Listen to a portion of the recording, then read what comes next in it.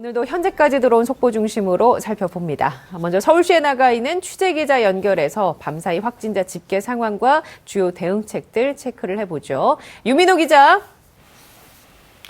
네, 서울시 코로나19 대응 상황실에 나와 있습니다. 네, 전국 코로나19 확진자 집계 상황부터 짚어주시죠. 네, 방역당국은 어제 하루 국내 코로나19 확진자가 모두 673명 늘었다고 밝혔습니다. 확진자 규모가 줄지 않으면서 이틀 연속 600명대 후반을 나타낸 건데요. 해외 유입을 뺀 국내 발생 확진자 수는 모두 652명입니다. 이 가운데 경기에서 가장 많은 216명이 확진됐고 서울에서 215명, 인천은 11명이 확진됐습니다.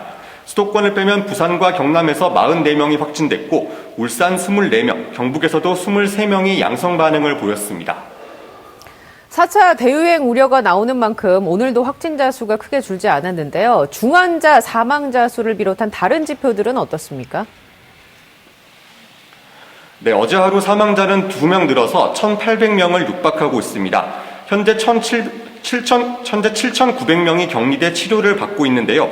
이 가운데 중증 환자에 빠진 환자는 111명으로 나타났습니다. 이 특정 장소나 집단을 통한 대규모 감염은 줄었지만 직장과 지인 모임, 식당 등 우리 일상 곳곳에서 확진 판정이 속출하고 있습니다. 방역당국은 감염 취약 시설에 대한 선제검사 효과가 있었다며 시설 종사자들의 협조를 당부했습니다. 직접 들어보시죠.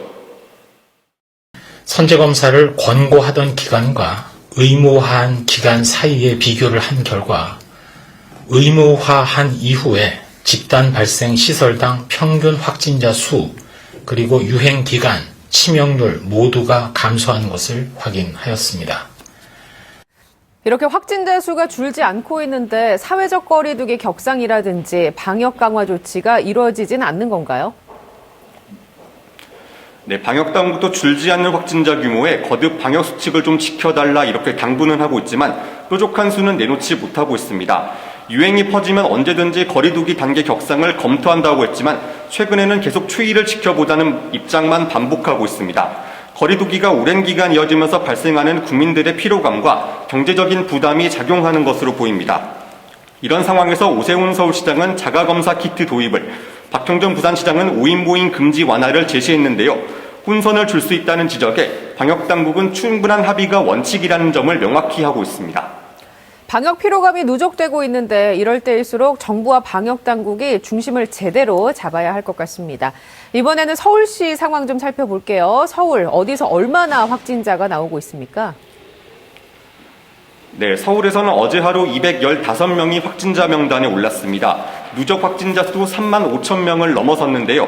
어제 오전 0시부터 오후 6시까지 18시간 동안 집계된 사례를 살펴보면 서초구 소재 직장 관련 확진자가 4명 증가했고 수도권 여행과 강남구 지인 모임 관련 확진자가 3명 추가됐습니다. 양천구 소재 실내체육시설 관련 2명, 마포구 소재 어린이집 관련 1명 등 산발적인 집단 감염이 이어지고 있습니다. 감염 경로를 파악할 수 없어 조사 중인 환자도 50명을 넘은 상태입니다. 네, 마지막으로 국회가 코로나19 비상에 걸렸다고 들었습니다. 국회 확진자 발생 소식, 오늘 누가 확진이 된 건지 좀 전해주시죠. 네, 더불어민주당 이계호 의원이 현역 의원 중 처음으로 확진 판정을 받았습니다. 이 의원은 전날 수행비서가 확진 통보를 받자 밀접 접촉자로 분류됐는데요. 어제 오전 코로나19 검사를 받은 결과 양성 판정이 나온 겁니다.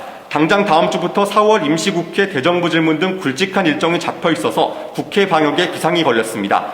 지금까지 서울시 코로나19 대응 상황실에서 TBS 유민호입니다. 네, 유민호 기자 수고하셨습니다.